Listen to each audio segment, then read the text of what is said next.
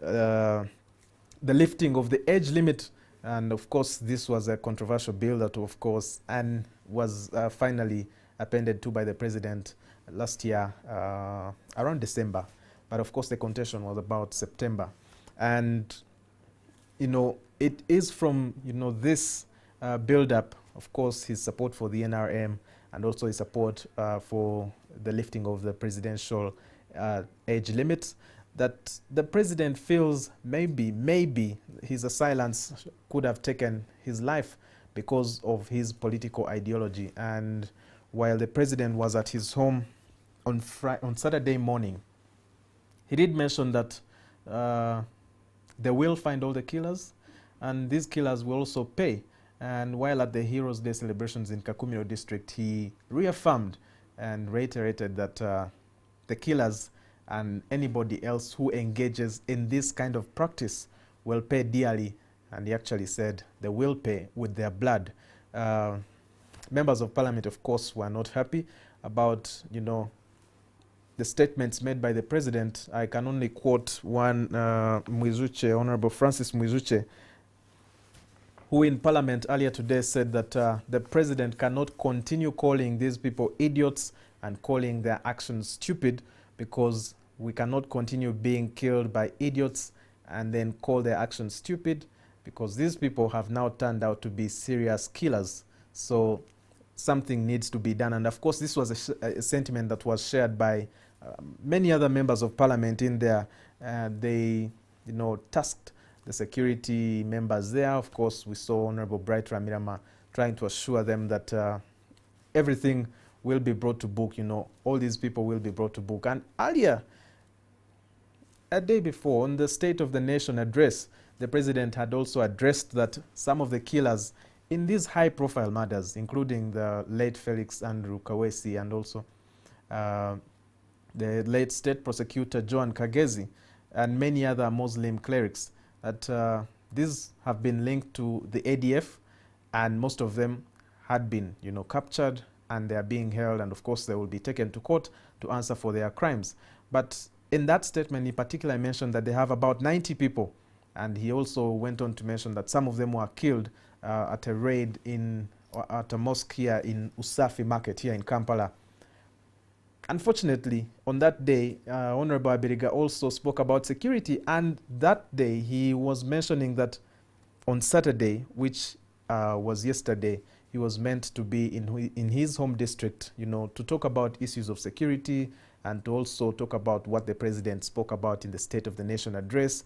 And he was, very happy and glad that the president had spoke very well, and he was feeling attached to the president's speech on that day. That is the day of the State of the Nation.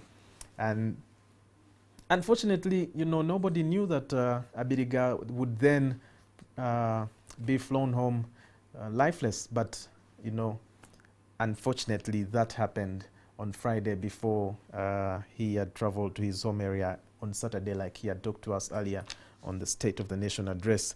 But what we can tell you is that Ibrahim Abiriga, of course, and his brother, after being shot dead, we have also learned that his brother was a private from the UPDF, and he had just returned from Somalia, and it was upon the request of Ibrahim Abiriga to have him provide security for him. And we were told that Ibrahim Abiriga actually preferred at times to chauffeur him, himself. Otherwise, he is provided with for a driver and another security guard who was not available at that time. And just like he, always does in his community, because these were words coming out from, the people who are concerned about the whole incident. And they said, usually, he's a man who liked children and who liked community members around, and he would wave at everybody whenever he's passing by. And, he is noticed in his yellow Volkswagen. But also, on that day, we heard from the people that were on ground that their silence had actually been in the area for quite some time. And this means really that they had been studying the pattern and the trend that the late honorable member probably takes his route, how he comes out of his home, and stuff like that. The president tasked the security agencies to expeditiously handle or fast track and make sure that these assailants are brought to book. So he also tasked them to, keep the public, alerted and informed on whatever will be happening. And this is also to let you know that there is an official statement we can confirm from the spokesperson of the Uganda Police Force that they will have a brief, all the security agencies, including the Minister for Security, the police force, of course, that's the IGP, John Martin Zokoth Ochola, and the sister agencies, of course, that's CMI and the rest, that will have a brief to the public, that is tomorrow, across all media, that is radio and TV. So be sure to tune in here on NTV. We will be letting you know about the time when that will happen, when they confirm, but it is confirmed that these people will be speaking to the nation tomorrow. Do endeavor to tune in and also share your comments on how your security in your area stands. And apart from that, the pictures there, that is Arua airfield, and they are now preparing, of course, to have the bodies taken out of the chopper, and they will be driven straight to the late Abiriga's home, which is just close to the Presidential State Lodge in Arua district. The place we've been told is Anyafiao, Arua municipality.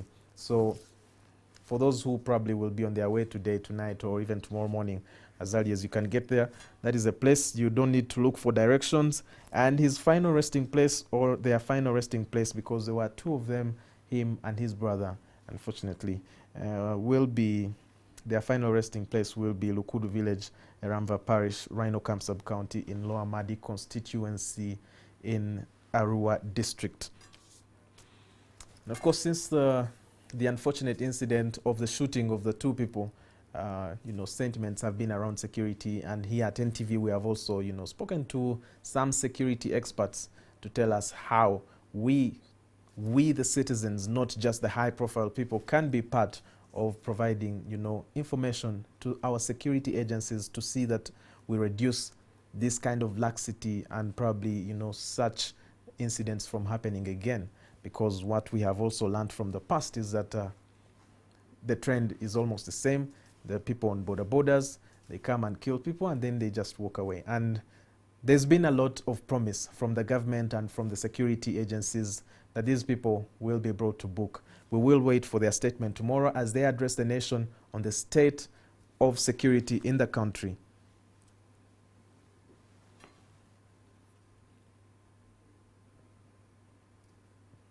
That's Arua airfield, and what you're seeing is the bodies of the two the late Honorable Ibrahim Abiriga and his brother, Private Congo Buga Saidi, who was attached to the UPDF and had just returned from Somalia.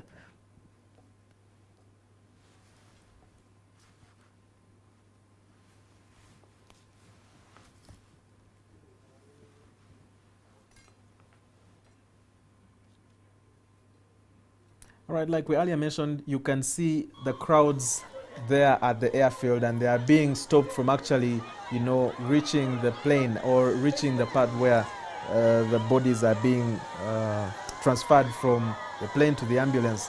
But you can see it's an emotional setting right there. Emotions are really high, and it shows you that Abiriga was a really, really good person. To those people there, they loved him as their own person, and they were happy with him. And this was his first year as Member of Parliament. But of course, initially he had served as RDC in Nyumbe district and in his own home district in Arua district. And of course, before that, he was with the UNRF. He took exile to Sudan and Congo. He later came back, joined the NRA. And when he retired at the rank of a colonel, that's when he joined politics as an RDC, and finally coming to Parliament in 2016.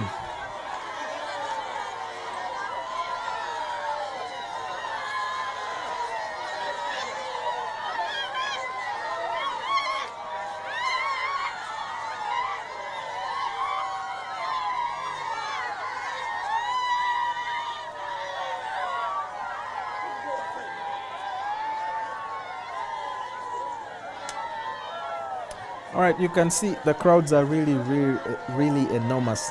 And just like I told you, we received information that about 2 places were selected, and finally it was agreed that he will be, taken to Arua Primary School playgrounds for the viewing, of course, and paying last homage really to the 2 of them there in Arua district.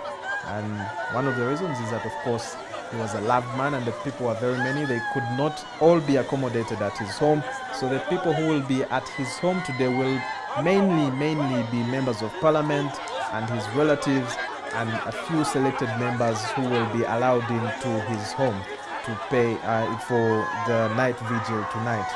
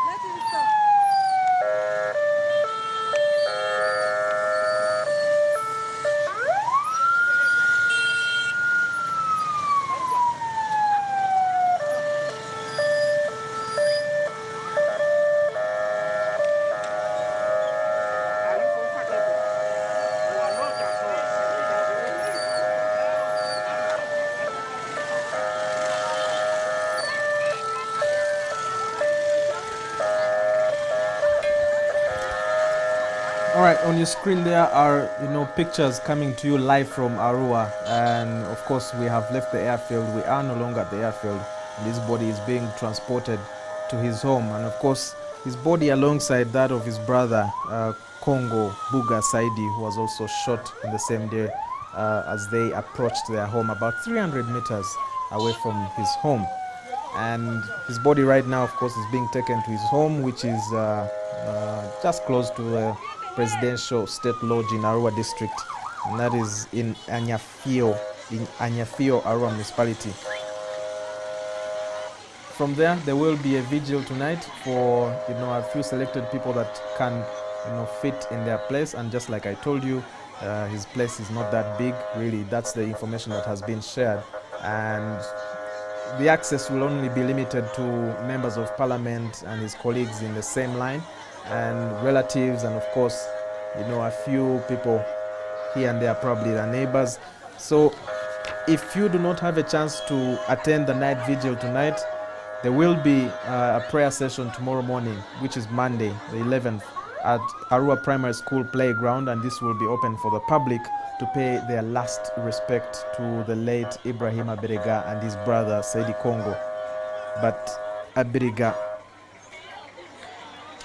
was actually planning to retire as a member of parliament after his term, and this was his first term in parliament as MP. He previously served as RDC for Arua district, which is his home area, and then was transferred to Yumbe district later until 2016, when he came in to win the contested election in Arua district as Arua municipality member of parliament.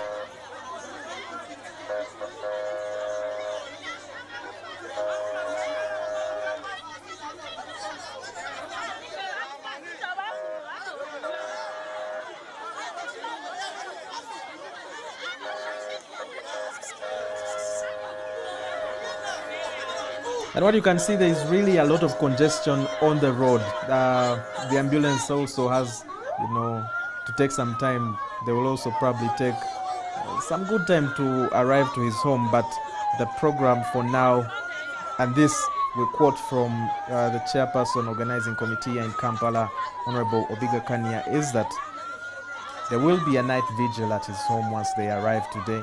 And tomorrow, Monday morning, there will be prayers held for him at Arua Primary School playground, and their final resting place will be Lukudu Village, Eramva Parish, in Rhino Camp Sub-County, Lower Madi constituency.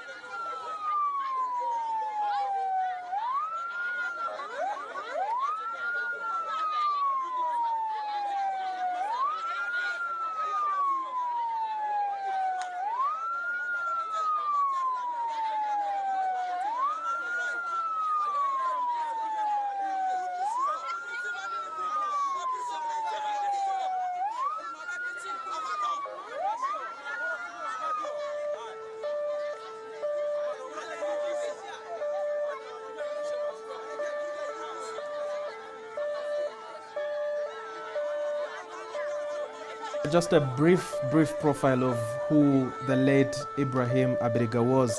He was born in 1956, and he was celebrating, of course, his 62nd birthday this year. And he was born in West Nile district, which is now Arua district. In 1971, he joined the Uganda Army. After the overthrow of Idi Amin in 1979, Abiriga fled to Congo and Sudan. And in exile, he was part of the rebel group, the Ugandan